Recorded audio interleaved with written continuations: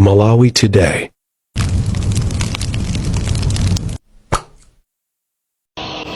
Hello everyone. Today I want to talk about the Malawi Congress Party National Executive Committee, NEC. Ndifandika mbizimezi because the executive inakumana, and among other things mena kambirana kumene kwa kuti the party has agreed to rally behind Dr. Agwirizana, and it has paved way for all political traders to exit the party. And kuti people did not lose confidence in Agwirizana, but they tried to find out kuti chimene chapangisa kuti tiluze masankho ndijani. First and foremost, ngati postmortem isinachitike yofufuza kuti chapangisa ndijani kuti tiluze masankho, zonena kuti people did not lose confidence in Agwirizana mukuzitenga kuti. Komanso chinthu china, ngati tikukonza chipani kumene kukuyenekera kukonzedwa koyambirira ndi ku national executive, ngati pali anthu amene they have contributed kuti lero tipezeke tili kunja kwa boma ndinu anthu a executive, you have failed to deliver. And to be honest, the executive is rotten.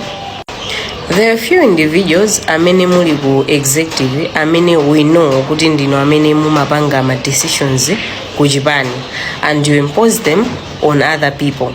Ndikumana mizira zina lokuti executive ndimene yakumana yakambirana izizi. Anthu ena amavomera because they are afraid of losing their positions, kapena amakana kuti aoneke ngati kuti ndowukira in the name of kuti muzanena kuti uyu si wathu. So amavomera ma decisions ena amene alola kuika just because they are trying to protect maudindo awo. Anthu ena anangoaka kamira maudindo yet alibe mphatso ya utsogoleriyo.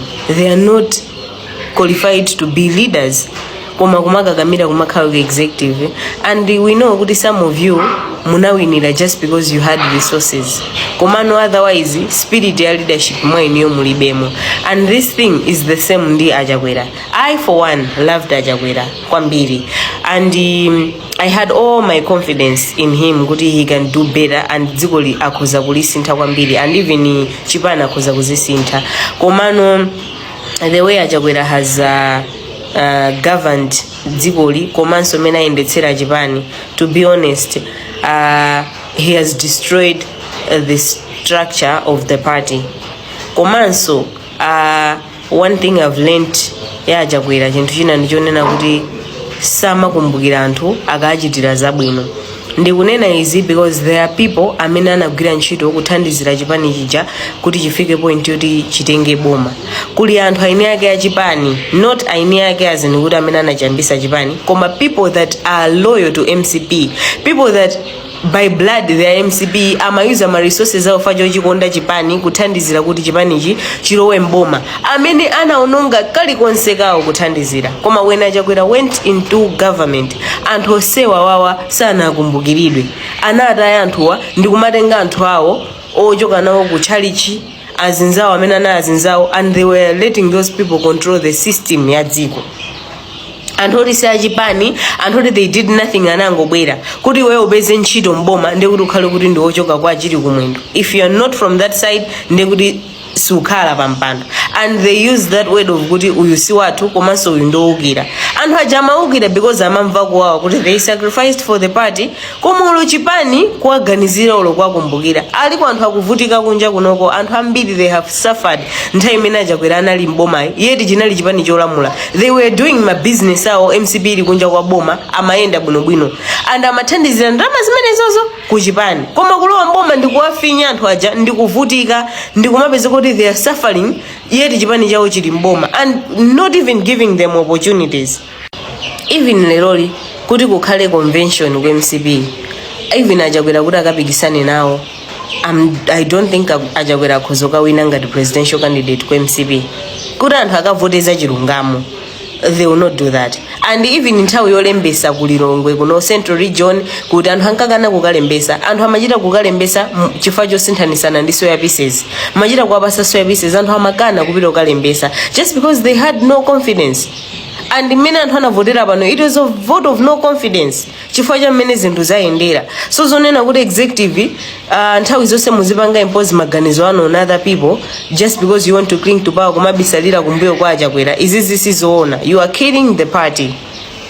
there are a lot of people amene akayankhula chilungamo mumatenga kuti ndiwukira, and enaso pano pa video iyi adana nayo just because I've said the truth. Koma executive ndi inu anthu amene mwapha chipani ndipo mukupitirizabe kuononga chipani, and inuyo mothandizana ndi Achakwera, you have destroyed the structures of the party zimene zitatitengere nthawi kuti chipani cha anthu achikonze kuti chibwerere mmene chinalili, which is not fair because pala anthu ena ake chipani cha mango chikonda, and amene muli so ma political traders oyambirira ndi inuyo anthu amene muli ku executive, because some of you are not even MCB. You came to MCB and you are surviving in MCB because muli ndi maudindo. Kungoti lero oli muchosedwe maudindo muchipani mutuluka mugalo wa kuchipani kina, yet kula anthu amene olopata vuta patadani they still stand with MCB. Panoba ali ku opposition komwe ali ku opposition kunoko, akhalabe ali ku opposition koma chipani chili mboma koma amatsutsabe ali ku chipani komweko just because anthu ena ake mapondereza people who feel they are more MCP than others. Kuti munthu ino yankhulo zosagwirizana ndi zimene ma decisions amene executive yapanga, the person is considered as munthu owukira, and zonse za president kumangoyang'anira ndithu osayankhula yet alini mphamvu zonse zonena kuti akanatha kuyankhula. And a good example ni nthawi ya convention, anthu ena amakanizidwa kukayimira just because anthu ena amazitenga kuti alini mphamvu zambiri kumasankha kuti awayimire awasayimire, yet president anayini mphamvu yolamula kuti aliyesa ayimire.